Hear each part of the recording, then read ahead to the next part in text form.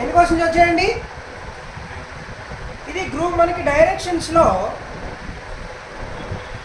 ఎక్కువ క్వశ్చన్స్ అడిగే group question అనమాట. ఓకేనండి, సింగిల్ మార్క్ కాకుండా a single question contain of A 3 or 4 marks. అర్థమవుతుందా లేదా? So what is first point guys?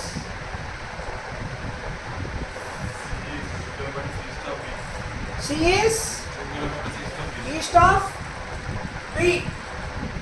B of the east లో 2 కిలోమీటర్ డిస్టెన్స్ లో ఎవరున్నారు? C ఉంది. ఇప్పుడు Cకి రిలేటెడ్ క్వశ్చన్ ఏమున్నది అక్కడ ఇచ్చింది అనేది చూడండి. Cకి కానీ Bకి కానీ రిలేషన్ ఏమైనా ఉందా?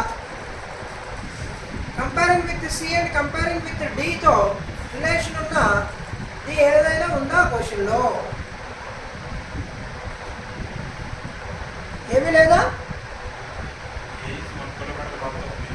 మరి అది ఉందిగా, ఏదో ఒకటి చెప్పండి. Comparing with C and B. అర్థమవుతుందా లేదా? A is 1 kilometer north of B. 1 kilometer. Okay, next.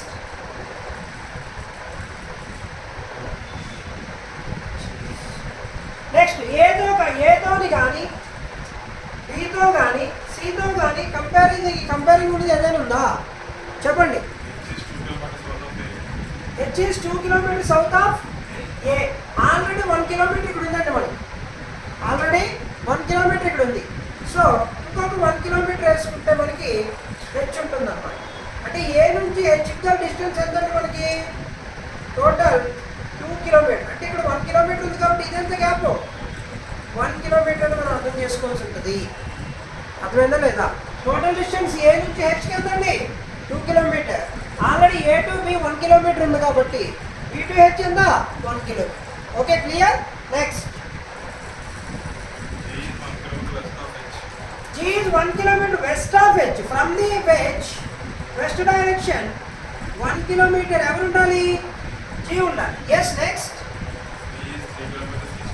Sorry, D is G నుంచి చూసుకుంటే ఈస్ట్లో ఎవరు ఉండాలండి? D ఉండాలి. అంటే ఆల్రెడీ 1 kilometer ఉంది. నేను అనదర్ 2 kilometer తీసుకుంటాను. ఇది D అవుతుంది. అంటే G నుంచి Dకి టోటల్ డిస్టెన్స్ ఎంతమ్మా? 3 kilometer. Already 1 kilometer we have. So what is the remaining? 2 kilometer. Yes, next. F is 2 kilometer north of G. 2 kilometer means parallel to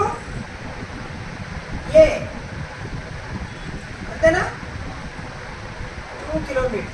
Yes, next.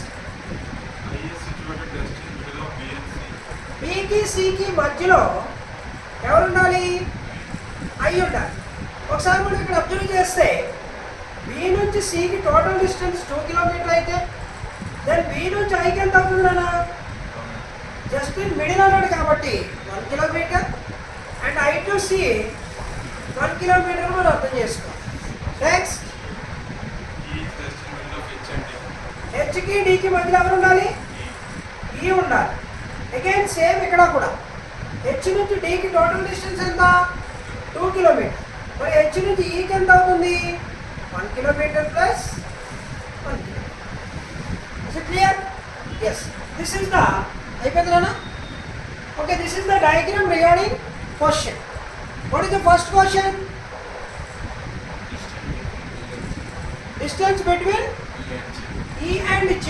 E కి G కి మధ్య distance ఎంత? ఇక్కడ 1 kilometer plus ఇక్కడ 1 kilometer total 2 kilometer is the answer. Total 2 kilometer is the answer. Next. Distance between E and I. So I నుంచి E కి తీసుకుంటే ఎంత distance? E and H equal గా I and E ఉంది కాబట్టి E and H మధ్య distance ఎంత? 1 kilometer. అంటే ఇక్కడ ఎంత ఉంటుంది? 1 kilometer is 1 kilometer is the next. Distance between A and F. ఇక్కడ కూడా చూసారా ఆపోజిట్ సైడ్స్ ఆర్ ఈక్వల్. ఇక్కడ 2 kilometer అయితే ఇక్కడ ఎంత? 2 kilometer. కిలోమీటర్. మరి ఇక్కడ 1 కిలోమీటర్ ఉంది, ఇక్కడ ఎంత? 1 kilometre is the answer again. 1 kilometre is the answer again. లేదా